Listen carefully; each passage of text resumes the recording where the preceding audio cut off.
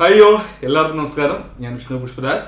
Cooperative ഹെൽപ്പറിന്റെ പുതിയൊരു video ക്ലാസ്സിലേക്ക് എല്ലാവർക്കും സ്വാഗതം. അപ്പോൾ നമ്മൾ ഇന്നും നമ്മുടെ ക്വസ്റ്റ്യൻസുകളാണ്. ഓക്കെ, ഞാൻ നിങ്ങളോട് പറഞ്ഞു ഞാൻ എല്ലാ ദിവസവും 5 ക്വസ്റ്റ്യൻസ് വീതം നിങ്ങളെ പഠിപ്പിക്കും. അപ്പോൾ പ്രോപ്പറായിട്ട് പഠിച്ചു പോവുക, വേറെ ഓപ്ഷൻ ഒന്നുമില്ല, പഠിക്കുക. വളരെ ഇമ്പോർട്ടൻറ്റ് ക്വസ്റ്റ്യൻസുകളാണ്. നമുക്ക് നോക്കാം. ഇന്നത്തെ ക്വസ്റ്റ്യൻ നോക്കിയേ. ഫസ്റ്റ് ക്വസ്റ്റ്യൻ പറഞ്ഞ ഇതാണ്: 1 seat in the committee of a primary credit society shall be reserved for the members having a deposit of dash. അതായത് നമ്മൾ അപ്പോയിൻമെന്റ് ഓഫ് കമ്മിറ്റി സെക്ഷൻ 28 അകത്ത് പഠിക്കുമ്പോൾ അവിടെ വളരെ വിശദമായിട്ട് പറയുന്നുണ്ട് ഈ പ്രൈമറി ക്രെഡിറ്റ് സംഘം അല്ലെ. എന്താണ് പ്രൈമറി ക്രെഡിറ്റ് സൊസൈറ്റി എന്ന് പറഞ്ഞാൽ? അതായത് പ്രാഥമിക വായ്പാ സംഘങ്ങളാണ് അല്ലെ. അപ്പൊ പ്രാഥമിക വായ്പാ സംഘത്തിലെ ഒരു സീറ്റ് നമ്മൾ ഒരു നിക്ഷേപ മണ്ഡലം എന്ന രീതിയിലേക്ക് മാറ്റിയിട്ടുണ്ട്. ഓക്കെ, ഓർത്ത് വെച്ചേക്കുക. പ്രാഥമിക വായ്പാ സംഘം അർബൻ കോപ്പറേറ്റീവ് ബാങ്കും വരുന്നുണ്ട്. അവിടെയൊക്കെ ഈ ഡെപ്പോസിറ്റേഴ്സിന് വേണ്ടി അല്ലെങ്കിൽ നിക്ഷേപ മണ്ഡലം നമ്മൾ നോക്കുന്ന കുറെ മണ്ഡലങ്ങളെ കുറിച്ച് പഠിക്കാനുണ്ട്. ജനറൽ മണ്ഡലമുണ്ട്, അല്ലെ പൊതുമണ്ഡലം എന്ന് പറയും. നിക്ഷേപ മണ്ഡലം ഉണ്ട്, പിന്നെന്തുണ്ട്, IC/ST വിഭാഗത്തിന് മണ്ഡലമുണ്ട്, വനിതാ മണ്ഡലങ്ങളുണ്ട്. ഇങ്ങനെ കുറെ മണ്ഡലങ്ങളുണ്ട്. അതിൽ ഈ പ്രൈമറി ക്രെഡിറ്റ് സംഘത്തിൽ എന്താ പറയുക, ഒരു സീറ്റ് നിക്ഷേപ മണ്ഡലത്തിന് വേണ്ടി മാറ്റി വെച്ചേക്കാണ്. അപ്പോൾ ആ ഒരു സീറ്റിലേക്ക് മത്സരിക്കണമെന്നുണ്ടെങ്കിൽ, അതായത് ആ ഒരു സീറ്റിൽ മത്സരിക്കണമെന്നുണ്ടെങ്കിൽ നമുക്ക് നിശ്ചിത തുക ഡെപ്പോസിറ്റ് ആയിട്ട് വേണം, നിക്ഷേപം വേണം. അതാ പറയാം 1 seat in the committee of a primary credit society shall be reserved for. അപ്പോൾ അതിൽ ഒരു സീറ്റ് ആർക്ക് വേണ്ടി മാറ്റി വെച്ചിട്ടുണ്ട്? ഡെപ്പോസിറ്റേഴ്സിന് വേണ്ടി മാറ്റി വെച്ചിട്ടുണ്ട്. ദാറ്റ് മീൻസ് ഇപ്പോൾ അവിടെ എത്ര രൂപ നിക്ഷേപം വേണം? അതാണ് ചോദ്യം. ഓപ്ഷൻ എയിൽ പറയുന്നു 10,000 ആൻഡ് എബോവ്, 10,000 അതിൽ കൂടുതലോ ഉള്ളവർക്ക് അല്ലെങ്കിൽ മത്സരിക്കാമെന്ന് പറയുന്നു. ഓപ്ഷൻ ബിയിൽ പറയുന്നു 25,000 അല്ലെ, 25,000 ആൻഡ് എബോവ്. ഓപ്ഷൻ സിയിൽ പറയുന്നു 15,000 15,000 ആൻഡ് എബോവ്. ഓപ്ഷൻ ഡിയിൽ പറയുന്നു 50,000 ആൻഡ് എബോവ്. ഇപ്പൊ എത്രയാണ് ഇവിടെ മനസ്സിലാക്കേണ്ടത്? ഓർത്ത് വെച്ചേക്കുക. എത്രയാണ്? 25,000 അതിൽ കൂടുതലോ ഉള്ളവർക്ക് കേട്ടോ. 25,000 അതിൽ കൂടുതലോ ഉള്ളവർക്ക് എന്ത് ചെയ്യാം? നിക്ഷേപ മണ്ഡലത്തിലേക്ക് മത്സരിക്കാനുള്ള യോഗ്യതയുണ്ട്. നേരത്തെ 10,000 ആയിരുന്നു, അത് അമെൻഡ് ചെയ്താണ് ഇപ്പൊ 25,000 അതിൽ കൂടുതലോ. അതായത് 25,000 രൂപ ഉണ്ടെങ്കിൽ നമുക്ക് നിക്ഷേപം ഉണ്ടെങ്കിൽ, അല്ലെങ്കിൽ 25,000 രൂപ എങ്കിലും നിക്ഷേപം ഉള്ള മെമ്പറിന് ഈ നിക്ഷേപ മണ്ഡലത്തിലേക്ക് മത്സരിക്കാമെന്ന് ഓർത്ത് വെച്ചേക്കുക. ക്ലിയർ അല്ലേ? ക്ലിയർ. അടുത്ത ക്വസ്റ്റ്യൻ ആണ്: all non monetary dispute are to be filed before. അപ്പൊ ധനപരമല്ലാത്ത തർക്കങ്ങൾ ആരുടെ മുൻപാകെയാണ് നമ്മൾ ഫയൽ ചെയ്യുന്നത്? ഇപ്പൊ നമ്മൾ സെക്ഷൻ 69 ഡിസ്പ്യൂട്ടുമായി ബന്ധപ്പെട്ട കാര്യങ്ങൾ പഠിക്കുന്നത് അല്ലെ. സെക്ഷൻ 69 നമ്മൾ പൊതുവെ തർക്കങ്ങളെ രണ്ടായിട്ട് തരംതിരിക്കുന്നു. ഏതൊക്കെ രീതിയിലാണ് തർക്കങ്ങളെ തരംതിരിക്കുന്നത്? മോണിറ്ററി ഡിസ്പ്യൂട്ട് എന്നും അതോടൊപ്പം തന്നെ എന്താണ് നോൺ മോണിറ്ററി ഡിസ്പ്യൂട്ട് എന്നും, ധനപരമായ തർക്കമെന്നും ധനപരമല്ലാത്ത തർക്കം എന്നും പറഞ്ഞ് നമ്മൾ രണ്ടായിട്ട് തർക്കങ്ങളെ തരംതിരിക്കുന്നുണ്ട്. അപ്പൊ ധനപരമായ തർക്കമാണെങ്കിൽ അത് ആരുടെ മുൻപാകെയാണ് ഫയൽ ചെയ്യുന്നത് ചോദിച്ചാൽ അത് RCSന്റെ മുൻപാകെയാണ്. ധനപരമല്ലാത്ത തർക്കമാണെങ്കിൽ അത് ആരുടെ മുൻപാകെയാണ്? കോപ്പറേറ്റീവ് ആർബിട്രേഷൻ കോടതി അല്ലെ. കോപ്പറേറ്റീവ് ആർബിട്രേഷൻ കോടതിയുടെ മുൻപാകെയാണ് ധനപരമല്ലാത്ത തർക്കം നമ്മൾ ഫയൽ ചെയ്യുന്നത്. ക്വസ്റ്റ്യൻ ഇതാണ്: all non monetary dispute are to be filed before. Option A പറഞ്ഞു RCS അല്ല, അദ്ദേഹത്തിന് മുൻപാകെ നമ്മൾ ധനപരമായ അല്ല മോണിറ്ററി ഡിസ്പ്യൂട്ട് ആണ് ഫയൽ ചെയ്യുക. ഓപ്ഷൻ ബി കോപ്പറേറ്റീവ് ട്രിബ്യൂണൽ ഇല്ല. ട്രിബ്യൂണലിന് മുൻപ് നമ്മൾ അപ്പീലുമായി ബന്ധപ്പെട്ട കാര്യങ്ങൾക്കാണ് പോകുന്നത്. സെക്ഷൻ 70 പ്രകാരമുള്ള വിധിക്കൊക്കെ എതിരെ അപ്പീലുമായിട്ടാണ് സെക്ഷൻ 82 പ്രകാരം ട്രിബ്യൂണലിന് മുൻപാകെ അപ്പീൽ പോവുക. കോപ്പറേറ്റീവ് ട്രിബ്യൂണലിനെ അപ്പോയിന്റ് ചെയ്യുന്നത് ആസ് പെർ സെക്ഷൻ 81 പ്രകാരമാണ്. ഗവൺമെന്റ് ആണ് അപ്പോയിന്റ് ചെയ്യുന്നത്. ഒരു സിംഗിൾ മെമ്പർ ട്രിബ്യൂണൽ ആയിരിക്കും. ജില്ലാ ജഡ്ജി റാങ്കിങ്ങിനുള്ള വ്യക്തിക്ക് മാത്രമേ എന്ത് ചെയ്യാൻ പറ്റുള്ളൂ? കോപ്പറേറ്റീവ് ട്രിബ്യൂണലായിട്ട് അപ്പോയിന്റ് ചെയ്യാൻ പറ്റുള്ളൂ അല്ലെ. ആ വ്യക്തിക്ക് മാത്രമേ ആ ഒരു പോസ്റ്റിലേക്ക് അപ്പോയിന്റഡ് ആകാൻ യോഗ്യതയുള്ളൂ എന്ന് ഓർത്ത് വെച്ചേക്കുക. സിംഗിൾ മെമ്പർ ആണെന്ന് ഞാൻ പറഞ്ഞു. ഓക്കെ, നമുക്ക് ട്രിബ്യൂണലിന്റെ ഒക്കെ ചാപ്റ്റർ വളരെ വിശദമായിട്ട് തന്നെ പഠിക്കേണ്ടതായിട്ടുണ്ട്. ക്വസ്റ്റ്യൻസുകൾ ചോദിക്കുന്നുണ്ട്. ഓപ്ഷൻ സിയിൽ പറഞ്ഞ കോപ്പറേറ്റീവ് ആർബിട്രേഷൻ കോടതി. So it is the answer. Option D ഗവൺമെന്റും വരില്ല. ഇപ്പൊ എല്ലാ ധനപരമല്ലാത്ത തർക്കങ്ങളും, നോൺ മോണിറ്ററി ധനപരമല്ലാത്ത തർക്കങ്ങളും നമ്മൾ കോടതിയുടെ മുൻപാകെയാണ്, കോപ്പറേറ്റീവ് ആർബിട്രേഷൻ കോടതിയുടെ മുൻപാകെയാണ് ഫയൽ ചെയ്യുന്നത്.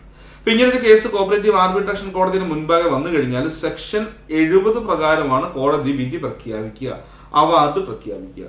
അപ്പൊ ഒരു കേസ് വന്നു കഴിഞ്ഞാൽ, കേസ് ലഭിച്ച് അല്ലെങ്കിൽ അങ്ങനെ ഒരു കേസ് ഫയൽ ചെയ്ത് കഴിഞ്ഞാൽ കോപ്പറേറ്റീവ് ആർബിട്രേഷൻ കോടതി ഒരു കേസ് സ്വീകരിച്ചു കഴിഞ്ഞാൽ, കേസ് സ്വീകരിച്ച് 1 വർഷത്തിനകമായിട്ട് ആ കേസിന്മേൽ വിധി പ്രഖ്യാപിക്കണം. ഓക്കെ, സെക്ഷൻ 70 പ്രകാരമാണ് വിധി പ്രഖ്യാപിക്കുന്നത്. 69 പ്രകാരമാണ് കേസ് കൊണ്ട് പോകുന്നത്. അപ്പൊ 69 പ്രകാരം ഒരു കേസ് റിസീവ് ചെയ്ത് അല്ലെങ്കിൽ ഒരു ഡിസ്പ്യൂട്ട് റെഫർ ചെയ്ത് കിട്ടിക്കഴിഞ്ഞാൽ അത് കിട്ടി 1 വർഷത്തിനകമായിട്ട് വിധി പ്രഖ്യാപിക്കണം കേട്ടോ. അന്ന് ഓർത്ത് വെച്ചേക്കുക.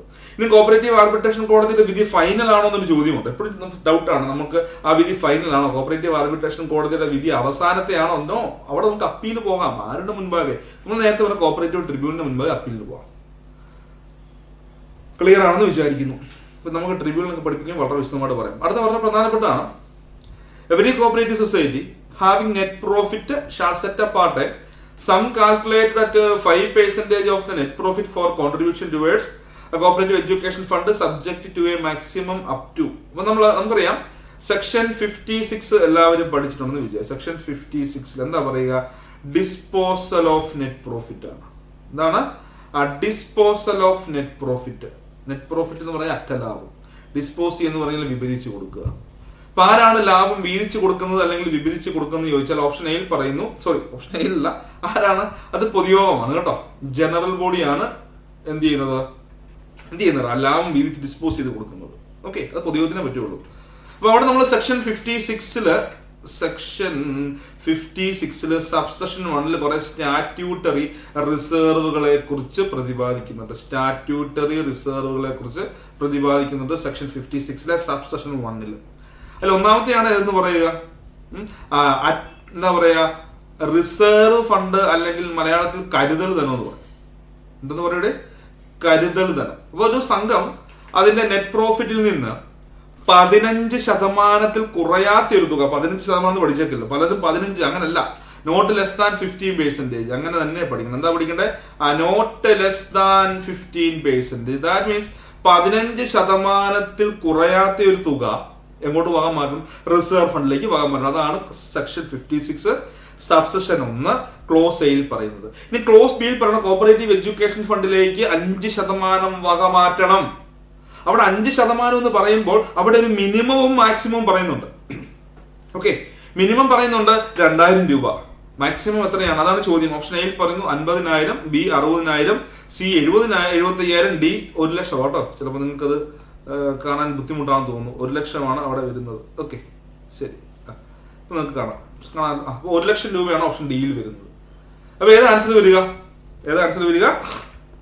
ആൻസർ ഓപ്ഷൻ ഡി ആണ്. 1,00,000 കേട്ടോ. എത്ര വരിക? 1,00,000. നേരത്തെ 60,000, അത് 1 വർദ്ധിപ്പിച്ചിട്ടുണ്ട് എന്ന് ഓർത്ത് വെച്ചേക്കാം. മാറിപ്പോലും കേട്ടോ, തിരിഞ്ഞു പോകല്ലേ. 1,00,000 തന്നെ ഓർത്തേക്കണേ, ക്വസ്റ്റ്യൻസുകൾ ചോദിക്കുന്നുണ്ട് അങ്ങനെ. ഓക്കെ, ശരി. പിന്നെ അവിടെ വീണ്ടും മെമ്പർ റിലീഫ് ഫണ്ട് വരുന്നുണ്ട്. പിന്നെ പ്രൊഫഷണൽ എഡ്യൂക്കേഷൻ ഫണ്ടിനെ ഇപ്പോൾ ഒരു സ്റ്റാറ്റ്യൂട്ടറി ആക്കിയിട്ടുണ്ട്. പ്രൊഫഷണൽ എഡ്യൂക്കേഷൻ ഫണ്ടിന്റെ കസ്റ്റോഡിയൻ ആരാണ്? രജിസ്ട്രാർ ആണ്. കോപ്പറേറ്റീവ് എഡ്യൂക്കേഷൻ ഫണ്ടിന്റെ കസ്റ്റോഡിയൻ ആരാണ്? സ്റ്റേറ്റ് കോപ്പറേറ്റീവ് യൂണിയൻ അല്ലെങ്കിൽ സംസ്ഥാന സഹകരണ യൂണിയൻ ആണ്. പഠിച്ചു പോയേക്കുക. ഓക്കെ, അടുത്ത ക്വസ്റ്റ്യൻ ആണ്. If the general body of a cooperative society has decided to enhance the share value, the right of a member to continue in membership will remain for a period of dash from the rate of enhancement of value. വളരെ പ്രധാനപ്പെട്ടതാണ്, ഷെയറുമായി ബന്ധപ്പെട്ട കാര്യമാണ്. ഇപ്പോൾ ഒരു സംഘത്തിന്റെ പൊതുയോഗം തീരുമാനിക്കുകയാണ് നമുക്ക് നമ്മുടെ ഷെയറിന്റെ വാല്യൂ കൂട്ടാം. ഇപ്പൊ സാധാരണ രീതിയിൽ ഷെയറിന്റെ വാല്യൂ ഇപ്പൊ എത്രയാണ്? 75 രൂപയാണെന്ന് വിചാരിക്കുക ഷെയറിന്റെ വാല്യൂ. അത് പൊതുയോഗം തീരുമാനിക്കുകയാണ് നമുക്ക് 100 രൂപയായിട്ട് ഉയർത്താം, അല്ലെ? 25 കൂടി 100 ആയിട്ട് ഉയർത്താം. അപ്പൊ അവിടെ പറയാണ് the right of a member to continue in membership will remain for a period of dash from the rate of enhancement of value. അപ്പം ഇപ്പൊ നിലവിൽ ഇപ്പൊ എനിക്കൊരു സൊസൈറ്റിയിൽ, വിഷ്ണു എന്ന് പറയുന്ന എനിക്ക് ഒരു സൊസൈറ്റിയിൽ ഒരു ഷെയറേ ഉള്ളൂ, 75 രൂപയുടെ ഷെയർ ആണ് എനിക്കുള്ളത്, അല്ലെ? അപ്പൊ അതിന്റെ പൊതുയോഗം പറഞ്ഞു 100 ആക്കി ഉയർത്താം.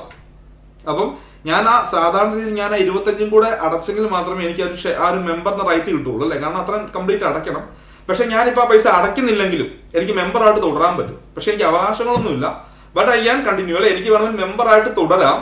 അപ്പം ഇങ്ങനെ വാല്യൂ കൂട്ടി, അതായത് ഞാൻ 100 രൂപ ഞാൻ പറഞ്ഞത് മനസ്സിലാക്കുക. എനിക്ക് 75 രൂപ ഷെയർ, ഒരു ഷെയറിന് 75 രൂപ. ഇപ്പൊ എനിക്ക് 75 രൂപയുടെ ഒരു ഷെയർ ഉണ്ട്. ഷെയറിന്റെ വാല്യൂ 100 ആയിട്ട് സംഘത്തിന്റെ പൊതുയോഗം ഉയർത്തി. അപ്പൊ സാധാരണ എനിക്ക് മെമ്പർ എന്നുള്ള റൈറ്റ്സും ഒക്കെ കാര്യങ്ങൾ ചെയ്യണമെന്നുണ്ട്. ഞാൻ 25 കൂടെ അടച്ച് 100 ആക്കിയെങ്കിൽ എനിക്ക് ആ റൈറ്റ് ഉപയോഗിക്കാൻ പറ്റുള്ളൂ, കാരണം ഒരു ഷെയറിന്റെ വില 100 രൂപയാണ്. പക്ഷെ ഞാനിപ്പോൾ അവിടെ പൈസ അടയ്ക്കുന്നില്ലെങ്കിലും, 25 അടയ്ക്കുന്നില്ലെങ്കിലും എനിക്ക് മെമ്പറായിട്ട് തുടരാം. പക്ഷെ റൈറ്റ്സുകളൊന്നുമില്ല. അങ്ങനെ എത്ര വർഷത്തിന് വരെ എനിക്ക് മെമ്പറായിട്ട് തുടരാം. അതായത് ഞാൻ നിലവിലുള്ള ആ പുതുക്കിയ തുക അടയ്ക്കാതെ അല്ലെങ്കിൽ 100 രൂപ ആക്കി കഴിഞ്ഞാൽ അന്നുകൊണ്ട് ഫുൾ റൈറ്റ് കിട്ടും. പക്ഷെ എനിക്കെന്താണ് വരുന്ന 5 വർഷം വരെ വേണമെങ്കിൽ മെമ്പറായിട്ട് തുടരാനുള്ള റൈറ്റ് ഉണ്ട്. Right of a member to continue in membership will remain for a period of 5 year ഓർത്ത് വെച്ച്. 5 വർഷം വരെ ഞാൻ ഈ 25 അല്ലെങ്കിൽ അടച്ചില്ലെങ്കിൽ എനിക്ക് കണ്ടിന്യൂ ചെയ്യാം. പക്ഷെ റൈറ്റ് ഒന്നുമില്ല. ഇപ്പൊ 5 വർഷത്തിനാവാണ്ട് ഞാനത് കൂട്ടണമെന്ന് ജസ്റ്റ് ഒന്ന് ഓർത്ത് വെച്ചാൽ മതി. ഇപ്പൊ 75 ഷെയറിന്റെ വാല്യൂ എനിക്കുള്ളത്. ഞാൻ എടുക്കുമ്പോൾ 75 ആയിരുന്നു. ഇപ്പൊ സംഘത്തിന്റെ പൊതുയോഗം അത് 100 ആക്കി. അപ്പൊ 25 ഞാൻ അടച്ചില്ലെങ്കിലും എനിക്ക് 5 വർഷം വരെ തുടരാമെന്ന് ഓർത്ത് വെച്ചേക്കുക കേട്ടോ. പക്ഷെ റൈറ്റ് ഒന്നുമില്ല. അടുത്ത പറയുന്നത് valuation of immovable property without a building to be placed as security for availing loan of ₹20 lakh shall be done by a panel of dash members. വാല്യുവേഷനെ കുറിച്ചാണ് പറയുക.